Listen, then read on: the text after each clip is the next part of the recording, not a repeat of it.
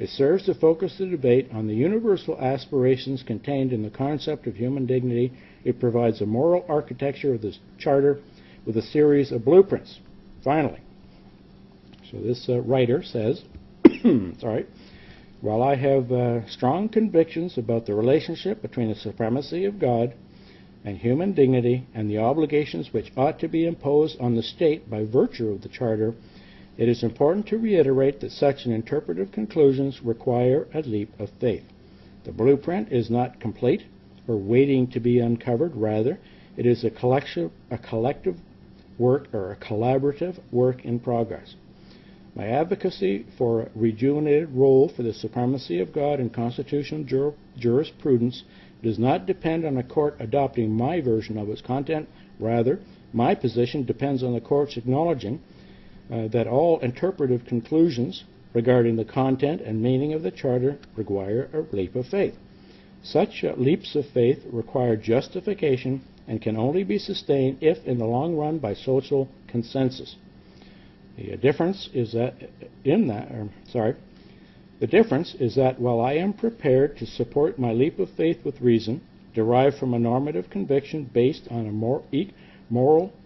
an equal moral worth of all people, whether this conviction has spiritual or secular sources, it seems to me beside the point. Judges have been unwilling to put their leaps of faith to the test of reason.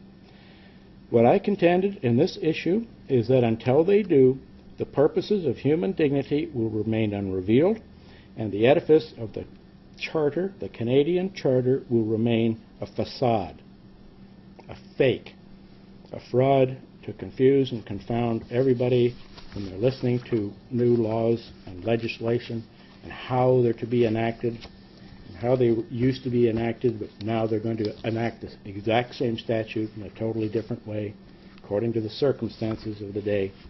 Instead of using the Charter from our Creator, that there is one, none besides Him, and we are to follow His instructions, and the Constitution throughout the terms of the covenant with its statutes and ordinances and its judicial judgments put in there. We have everything that we need to live a healthy, fulfilled life and thereby fulfill our own self-worth and have it either manifestly exhibited if we do what our Creator tells us, and ruined and destroyed, which will destroy our self-worth by society and everybody that deals with it. So anyway, I think I'll close with that, and we can close services, and then I'll listen to people's opinion. I'll explain later the purpose of why I was collecting some of this material. But anyway, I hope you all enjoyed that.